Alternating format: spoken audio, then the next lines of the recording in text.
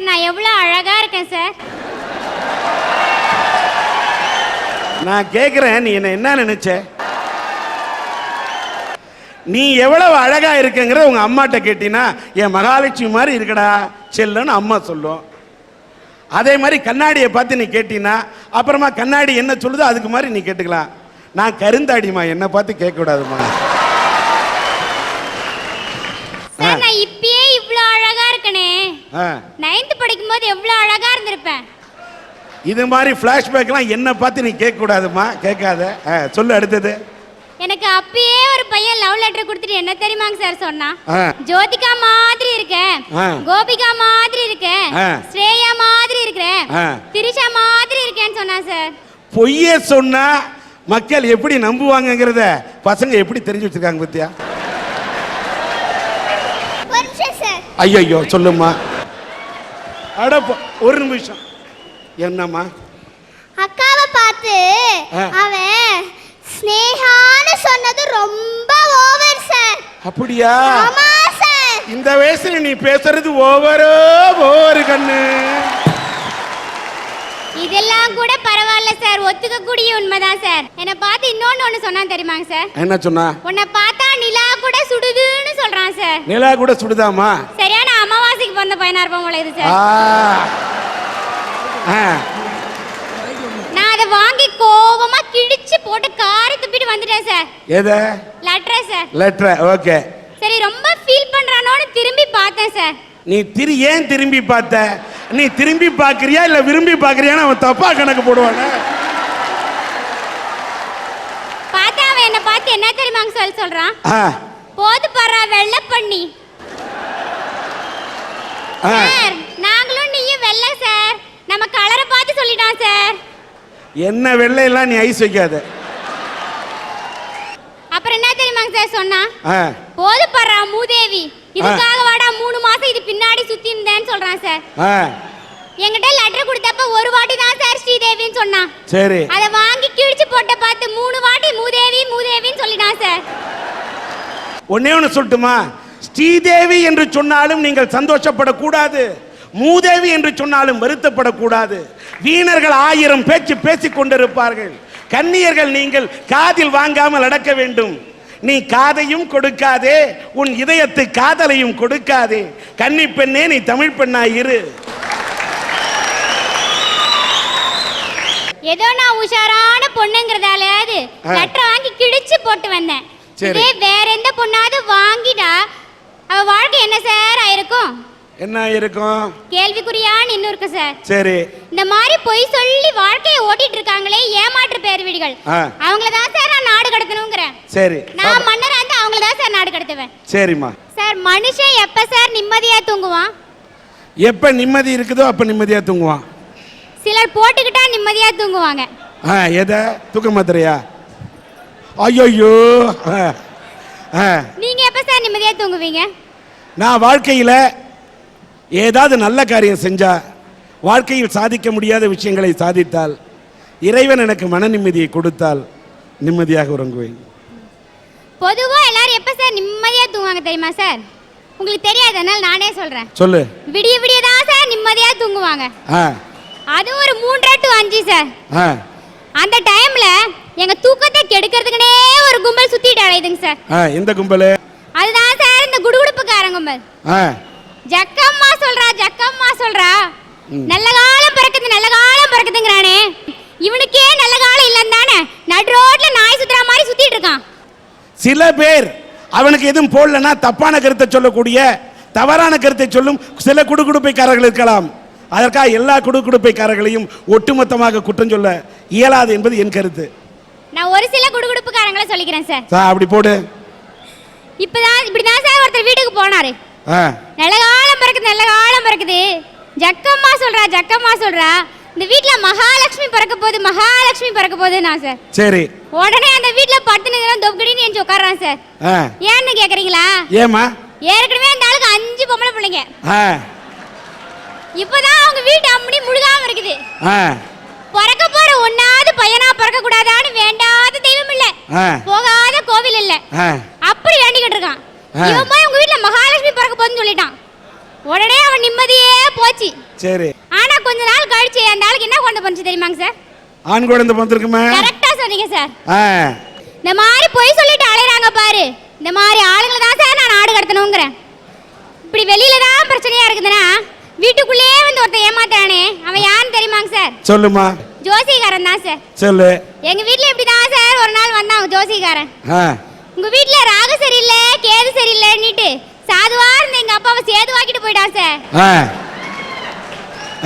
இவ்வளோ பிரச்சனை இருக்கு, ஒரு அஷ்டமி பூஜை ஏற்பாடு பண்ணலான்னு எங்க அம்மா அஷ்டமி பூஜைக்கு ஏற்பாடு பண்ணாங்க சார். அஷ்டமி பூஜை சார். அதுக்கு ஒரு ஜோசிகாரை கூப்பிட்டு எல்லா சாங்கிய சம்பிரதாயம் எல்லாம் வீட்டுக்குள்ளே பண்ணிட்டாங்க சார். சரிம்மா. பண்ணிட்டு நான் ஸ்கூல்ல இருந்து அப்பதான் வீட்டுக்குள்ள போறேன். அந்த ஜோசிகாரர் உள்ள இருந்து வெளியில வராரு. அந்த ஜோசிகாரர் எங்க அம்மா பார்த்து கேட்டாங்க யார் இந்த குழந்தை அப்படின்னாரு. உடனே எங்க அம்மா சொன்னாங்க இது ஏன் குழந்தை தான் அப்படின்னு கொஞ்சம் பெருமையா சொல்லிக்கிட்டாங்க. அந்த சாமி அந்த ஜோசிகார் சொன்னாரு உங்க குழந்தை தானா, ரொம்ப அழகா இருக்காளே, அம்சமா இருக்காளே, ரொம்ப சூப்பரா இருக்காளே, இவ ரொம்ப மகாலட்சுமி மாதிரி இருக்காளே, இவளுக்கு மனசுக்கு ஏத்த மாதிரி மங்கல்யம் அமையும், இந்த பொண்ணு 12th ஸ்டேட் ஃபர்ஸ்ட் வாங்கும். நான் 12th பாஸ் பண்றதே எப்படின்னுக்கிறேன். இவர் சொல்ற சரஸ்வதி உடம்புல குடி இருக்காருங்கிறாரு. அன்னைக்குதான் என் தமிழ் வாத்தியார் எனக்கு திட்டி அனுப்புறாரு. ஒரு நாட்கள கூட சரஸ்வதி கிடையாது, தமிழ்ல மார்க் கம்மியா வாங்கிட்டேன் அன்னைக்கு, அதனால திட்டி அனுப்புறாரு. நீ சாணி தொடைய கூட நீ லாய்க்கு இல்ல அப்படின்னு திட்டி அனுப்புறாரு. இவர் சொல்றாரு என் உடம்புல சரஸ்வதியே குடி இருக்காங்கிறாரு. எங்க பாட்டி வெளியில வந்தாங்க. ஏன் ஜோசிகார நீ சொல்றது நான் எப்படி நம்புறது? உடனே அந்த ஜோசிகார் சொல்றாரு என்ன பாட்டி இப்படி சொல்லிட்டீங்களே, போன வாரம் தான் 3வது தெரு முத்தையா வீட்டு பொண்ணுக்கு ஜோசி மாத்திட்டு வந்தேன். அப்பயே நான் சொன்னேன் அந்த பொண்ணு கையில சக்கரை இருக்குது, அது யாரு கூடயாவது ஓடி போயிடும்னு. அது நான் சொன்ன 3வது நாளே ஓடி போச்சு. அது கையில ஆனா சக்கரை இருந்தது அப்படின்னு சொன்னாரு. எங்க பாட்டி ரொம்ப சந்தோஷப்பட்டாங்க. அடடா நம்ம பேத்தியை பத்தி சொன்னதெல்லாம் நடக்க போகுது. அந்த ஜோசிகாரை கூப்பிட்டு போட வேண்டியதுக்கு மேல போட்டாங்க. எங்க அப்பா கூட ஒரு நாள் அப்படி சாப்பாடு போட்டுருக்க மாட்டாங்க சார், அந்த அளவுக்கு போட்டாங்க சார். அவரு வாங்குறதுக்கு மேல வாங்கிக்கிட்டு போற போக்குல ஒரு பிட்டு அவுத்து விட்டு போனாரு பாருங்க. என்ன போட்டான்? உன் பேத்தி கையிலயும் சக்கரை இருக்குதுன்னு சொல்லி போயிட்டாரு சார். அதாவது பேத்தி கையில சக்கரை இருக்குன்னா உன் பேத்தி ஓடி போயிடுன்னு சொல்லாம சொல்லிட்டு போயிட்டாரா? சொல்லாம சொல்லிட்டு போயிட்டாரு சார். ஒரு கம்ப்யூட்டர் கிளாஸ் முடிச்சு வீட்டுக்கு லேட்டா கூட வர முடியல சார். சரி. எங்க இந்த பொண்ணு இன்னும் ஓடி போகாம இருக்குதேன்னு பாக்குறாங்க. ஐயோ. ஒரு ஆள் வந்து என்கிட்ட நேரடியா கேக்குறாரு, ஒரு பெரிய ஏடி புள்ள உங்க வீட்ல உன்னை எவ்வளவு கஷ்டப்பட்டு படிக்க வைக்கிறாங்க, இப்படி எல்லாம் பண்ணலாமா, யாரோட ஓடி போகாதீங்க அப்படி சொல்றாரு. இப்ப கூட ஆடி இறந்து வீட்டு சீக்கிரமா வீட்டுக்கு அனுப்பிச்சு விடுங்க சார். நீ தாராளமா புறப்பட்டு வீட்டுக்கு போமா. இன்னொன்னு நீ வந்து சன் டிவியோட அரட்டை அரங்கம் பார்த்து விட்டு சென்றால் நேராக வீட்டுக்குத்தான் வருவாய் என்ற நம்பிக்கை ஊட்டுவதுதான் அரட்டை அரங்கம். நான் போய் எல்லார்ட்டையும் மோள அடிச்சு சொல்லணும் சார் நான் டிஆர் சாரோட பேசிட்டு வந்தேன் அப்படின்னு. இந்த மாதிரி போய் சொல்லிட்டாங்க பாருங்க சார் ஜோசிக்காரங்க. அவங்கள தான் சார் நான் நாடு கடத்தணும்ங்கறேன். நானும் என் ஃப்ரெண்டும் ஒரு நாள் பஸ்ல போயிட்டு இருந்தோம் சார். சரி. அப்ப அடுத்து நாங்கெல்லாம் மத்த பொண்ணுங்க மாதிரி வெட்டி கதையெல்லாம் பேசிட்டு போக மாட்டோம் சார். நல்ல பொண்ணுங்க. பஸ்ல போகும்போது கூட சின்சியரா படிச்சு தான் சார் போணும். அப்படி நாங்களும் படிச்சு போயிட்டு இருந்தோம் சார். அடுத்த ஸ்டாப்பிங்ல 2 பசங்க ஏறினானுங்க சார். ஏறி ஓவரா பில்டப் பண்ண ஆரம்பிச்சானுங்க சார். நீ நல்ல பொண்ணு படிச்சிட்டு இருக்க, நீ பார்க்க வேண்டியது புக்கு, உனக்கு என்ன அந்த பசங்க மேல லுக்கு?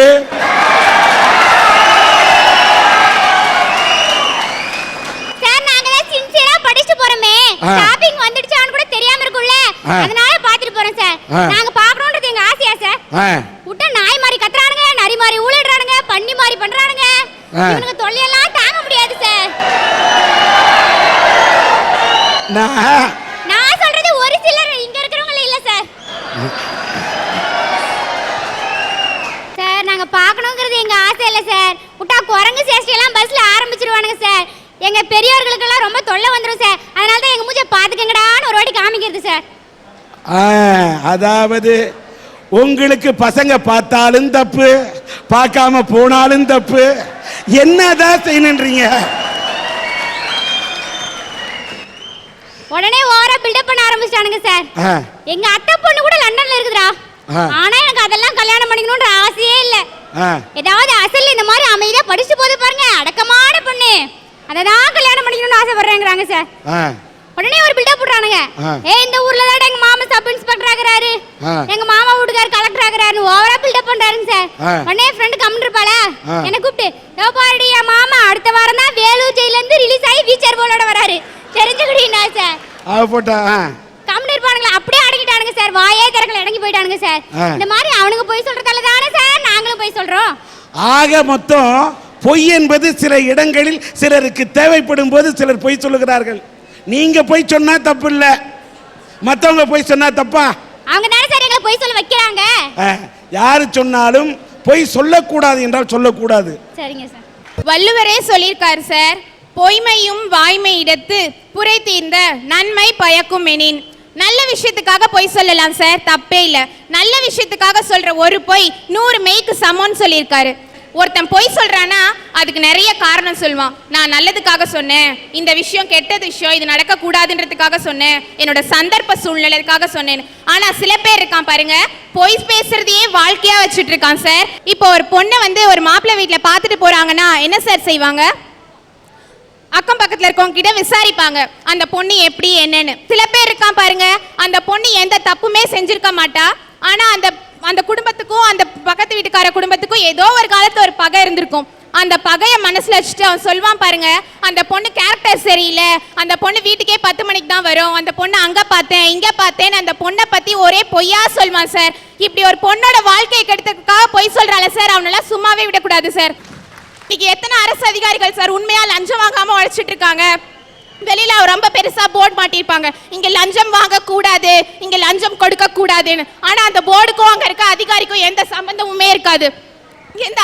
எந்த மந்திரியும் வந்து சொல்றது இல்ல, எந்த முதலமைச்சரும் வந்து சொல்றது இல்ல, நீ இவ்வளவு லஞ்சம் வாங்க இவ்வளவு லஞ்சம் வாங்கன்னு. இந்த ஆட்சி வந்தாலும் சரி எந்த ஆட்சி வந்தாலும் சரி லஞ்சம் வாங்குறவன் வாங்கிட்டே தான் இருப்பான். இந்த மாதிரி லஞ்சம் வாங்கி ஏமாத்த ஒரு சில அரசு அதிகாரிகளை நாடு கடத்தணும். இந்த லஞ்சம் வாங்கக்கூடிய அதிகாரிகள் எந்த ஆட்சி வந்தாலும் அவர்கள் வாங்குகிறார்கள் சொன்னீங்களா, இது உண்மை.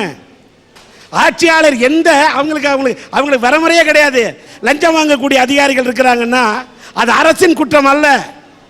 இந்த அதிகாரிகள் திருந்தாதவரை இந்த நாடு எப்படி திருந்தும்? அதிகாரி லஞ்சம் வாங்குகிறார், கொடுப்பது யார் குற்றம்? கொடுக்கக்கூடிய மக்களோட குற்றம். சொல்லுங்க. கலப்படம் அப்படின்னு பாத்தீங்கன்னா மருந்து மாத்திரையில கூட கலப்படம் பண்றான் சார். ஒரு கெமிக்கலையே யூஸ் பண்ணி அந்த எக்ஸ்பைரி டேட்டையே அழிச்சு விற்கிறான் போலித்தனமா. இப்படி கலப்படம் செய்யறதுனால எத்தனை உயிர்கள் பலியாகுது, எத்தனை பாமர மக்கள் பாதிக்கப்படுறாங்கன்றது எனக்கு தெரியல. இந்த மாதிரி கலப்படம் பண்றவங்க எல்லாம் நாடு கடத்தணும்னு சொல்றேன் சார். இந்த மருந்துல போலியை தயார் பண்றாங்களே, அந்த போலி மருந்தை தயார் செய்யக்கூடியவர்களுக்கு அவங்களுக்கு பொண்டாட்டி இல்ல, பிள்ளை குட்டி இல்ல, இவ்வளவு கொடிய போலி மருந்தை தயாரிக்கிறோமே ஏன் உங்க சிந்திக்கல? உங்கள் மனைவி மக்களுக்கு ஒரு வேளை ஒரு விபத்து நடந்து அவர்கள் குத்துயிருமாக குறையுருமாக இரத்த வெள்ளத்திலே கிடக்கும் போது வேறொரு மருத்துவர் ஒரு மருந்தை எழுதி கொடுக்கலாம். அப்பொழுது எந்த போலி மருந்தை நீ தயார் செய்தாயோ அதே போலி மருந்து உன் மனைவிக்கு கொடுக்கப்பட்டால், உன் குழந்தைக்கு கொடுக்கப்பட்டால் அந்த குழந்தையின் உயிர் என்ன? உன் மனைவியின் நிலை என்ன? போலி மருந்து செய்யக்கூடியவர்களே, கலப்படத்தை கலக்கக்கூடியவர்களே எண்ணி பார்க்கணும். உயிர் வென்று கொட்டுக முரசே, நல்ல உண்மை தமிழர் வாழ்வு. உயர்வில்லை அச்சமிங்கில்லை, புவியால பிறந்தவன் தம்ரென்று சொல்ல உயர் வென்று கொட்டுக முரசே. இப்படி அந்த கால உண்மை நேர்மை வளமைய பத்தி பல கவிஞர்கள் பல விதமா கூறியிருக்காங்க சார். ஆனா இந்த காலத்துல பொருளாதாரத்துல முன்னேறமா இல்ல, வாழ்க்கை தரத்துல முன்னேறமா இல்ல, அட்லீஸ்ட் விளையாட்டுலயாவது முன்னேறமா அதுவும் இல்ல. அப்ப எதுலதான் முன்னேற, யார்தான் முன்னேறாங்க? மனிதாபிமானமற்ற சில சுயநலவாதிகள் தான் சார் இந்த காலத்துல முன்னேறாங்க. படிச்சு ஆசிரியர் பட்டம் மருத்துவர் பட்டம் இன்னும் பல பட்டம் வாங்கின இளைஞர்கள் ஒவ்வொரு தாட்டி அந்த ஃபைலை அதிகாரி முன்னாடி தன்னோட ஃபைலை வைக்கும் போதும் அந்த அதிகாரி அந்த ஃபைலை பார்க்குறாங்களோ இல்லையோ அது 2ஆம் பட்சம் இப்படின்றாங்க சார். அந்த இளைஞர் சொல்கிறாங்க, சார் நான் ஏழ்மையான ஃபேமிலி, எனக்கு இந்த வேலையை கொடுங்க, நான் எப்படி இந்த கம்பெனியை முன்னேற்றுறேன்னு மட்டும் பாருங்கன்றாங்க. அதுக்கு அந்த அதிகாரி சொல்கிறாங்க, ஃபர்ஸ்ட் இது நெக்ஸ்ட் அது, அதிலனாலும் பரவாயில்ல இது இருக்குன்றாங்க சார். இது எப்படி இருக்குன்னா அரசாங்கமே அள்ளி கொடுத்தாலும் அதிகாரிகள் கிள்ளி தர மாட்டேன்றாங்க சார். இப்பேற்பட்ட அதிகாரிகள் நாடு கடத்துறதுல என்ன சார் தப்பு இருக்கு? தப்பே இல்ல, சொல்லுமா. தாயே, என் இந்திய தாயே, நீ தேனாக பாலாக வந்தது போதும், இனி வரும் பொழுது நீ கூறிய வாளாக வா. சில மனிதாபிமானமற்ற சுயநலவாதிகளை நாடு கடத்த. இதோட கருத்து புரியுதா சார்? புரியுது, சொல்லு சார். மன்னராக இருந்தா மட்டும் உங்களை நாடு கடத்தவோ திருத்தவோ முடியவே முடியாது சார். கூப்பிடுற சார் இந்திய தாய, என்ன படிச்ச அந்த இந்திய தாயை கூப்பிடுறேன் சார். அப்பனா இவங்களை நாடு கடத்தியாவது திருந்துவாங்களான்னு.